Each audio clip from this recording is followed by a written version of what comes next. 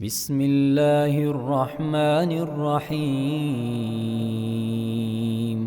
ألهاكم التكاثر حتى زرتم المقابر، كلا سوف تعلمون ثم كلا سوف تعلمون،